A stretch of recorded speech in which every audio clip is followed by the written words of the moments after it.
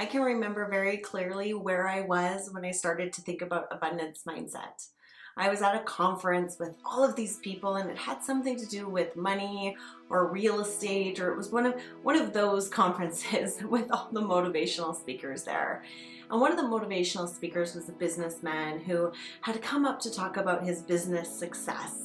And he opened his talk with a great big slide up on the screen of him standing in front of the Ferrari he had just purchased. And I remember that I couldn't resonate with that idea at all. I knew I wanted financial freedom. I knew I wanted to have nice things in my life and get to go on nice trips and have a nice house.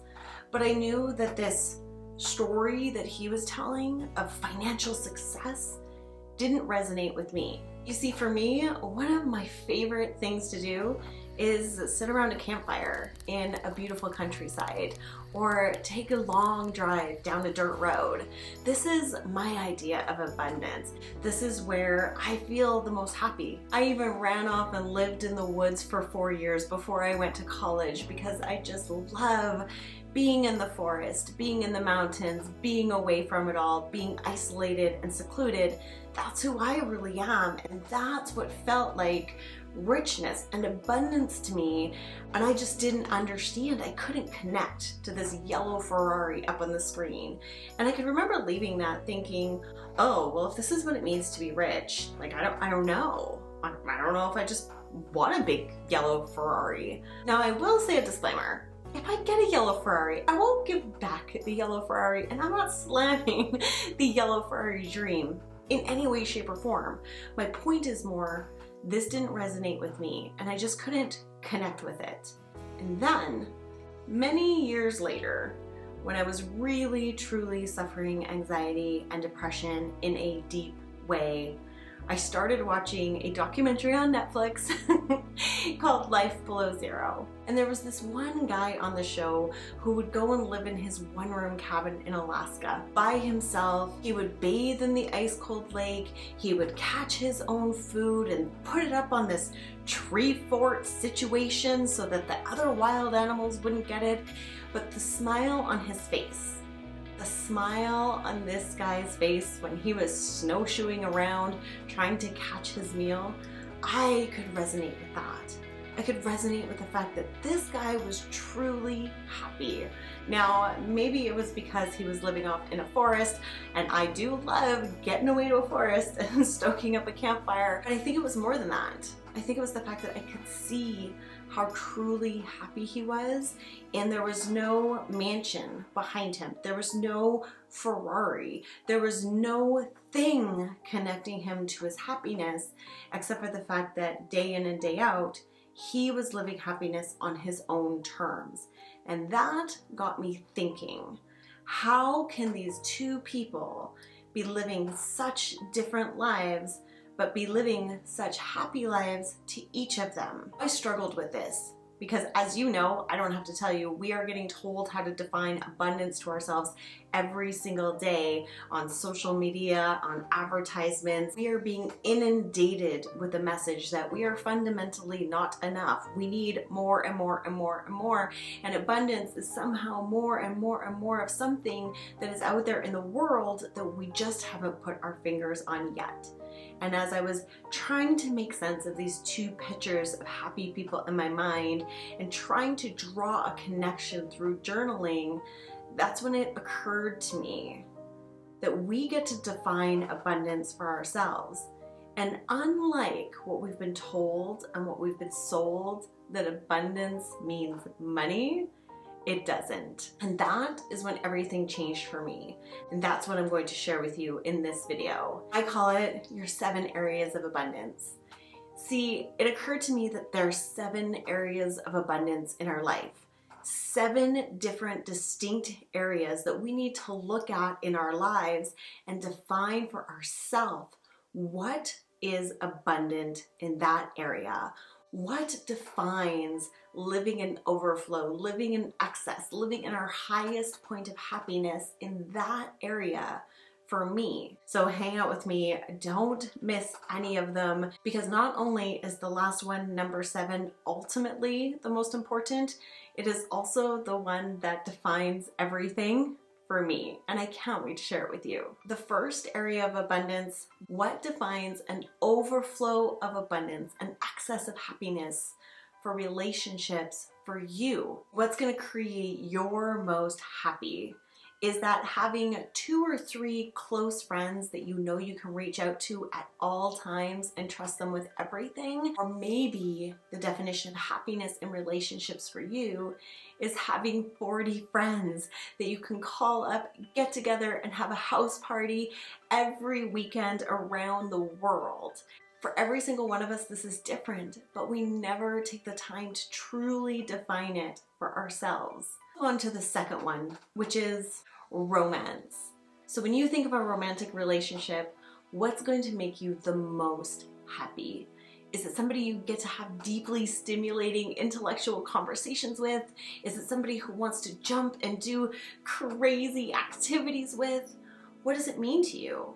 For you to have an overflow of abundance, an excess of happiness in your romantic life, what does that really truly look like for you? The third area of abundance is your health. What does it look like to you to have an abundance of health in your life? Never really look within to define, what does health look like to me? What are the foods I'm eating? What are the activities I'm doing? Listen to that inner wisdom that you have and start jotting down your ideas on that. Now, the next area of abundance that you need to make sure you have activated in your life and that you're building on is your personal growth. You already know that the billionaires and millionaires of the world reading 2 books a month or something like that, it is a lot.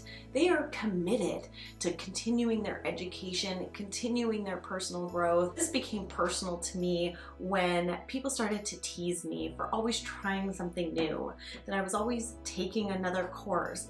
And I realized that for me, abundance in personal growth is to always be learning something new. Committing to that personal growth and building yourself, investing in yourself, will increase the overall abundance in your life. And it's just not something that we're out here talking about. The next one is spirituality. Connecting with your spirituality. Connect with what spirituality means to you. I'm not going to go too deep into this because I think this is something that's super personal for everybody. Find how you can be excessively happy with your spirituality. There's 2 more left, and it may have occurred to you that I haven't actually talked about money yet, because I think money is just one of the 7 areas of abundance. Now, money is the area of abundance that people talk about the most, that gets probably the most clicks on YouTube, is how to become a millionaire in like 8.7 seconds. But I think in defining your overall abundant life, it is only one of the 7 categories, but it is the 6th category. You need to define what abundance in money means to you. Does that mean that you have a certain amount of money always tucked away in your savings account? Does that mean you're mortgage free by a certain age? Does that mean that you're using the money that you're earning to invest in smart ways? I can tell you that one of the best gifts I ever gave myself was to learn about how investments work. I decided to take that course and learn about how investments work when the economy shifted in 2008 and 2009. And that incredibly empowered me to understand how money works so I could start controlling and setting parameters, set rules, set goals for myself in how my money works for me. You have to define what financial abundance means to you. And I promise you, it is not the same for each of us. And the last one, when I defined the last one for me, it started to change my life. And then I told this last one to my friend, and I actually watched the light bulb go off in her mind when she realized that this defined her, that this was her ultimate definition of abundance, and that is time. How do you define abundance of time for you? How can you have an excess and an overflow and be truly happy with how your time is spent for all the days and all the hours of your life? Time is the only finite resource that you have in this life, and spending it wisely is something that should be of utmost concern to you. But again, we're so focused on yellow Ferraris that we're not talking about the most valuable commodity we have. For me to feel abundant in my life, I have to control my time. It is really important for me to get to plan what I'm doing throughout my day. Now that doesn't mean I'm not working. I'm just working on my timeline. I created that for myself. Could I make a lot more money if I went and worked a Monday to Friday 9 to 5 job? Yes, I could. But I've defined my 7 areas of abundance. And for me, the most critical area of abundance is time. I wanted to tell you why this changes everything, why this changes the game. And it's not just that you've created these areas of abundance in your life, that you've really nailed down these rules for yourself of what abundance means to you. But in doing this, in creating these rules and these boundaries of what abundance means to you, it means nobody else can tell you what abundance should mean for you. It means nobody else gets to tell you, well, I don't think that that's how you should spend your money, or I don't think that that's how you should spend your time, or I don't think you need to take another personal development program. None of that matters. All of those outside opinions will disappear when you have defined abundance for yourself. Suddenly you are liberated from caring about what other people's opinions are, because you have solidly defined what your opinion is for you. Even better than that is you stop caring how other people are living their life. You stop caring how other people are defining abundance for them. Struggling with comparison and comparing ourselves to others, keeping up with the Joneses, it can make us crazy. But when you've done this exercise, when you've set this parameter around what abundance means to you, it suddenly doesn't matter to you what somebody else is doing with their day-to-day life. It just doesn't mean anything to you anymore, because you've defined abundance for you, and it's going to free you from comparing yourself to others and worrying when others compare themselves to you. I hope that this helps you transform your mindset and offers you some freedom. Please help me grow this channel by subscribing right now, and also hit the like button and drop me a comment. I would love to hear your newly found definition of abundance for your life. I'm Liz, and I'll be back soon.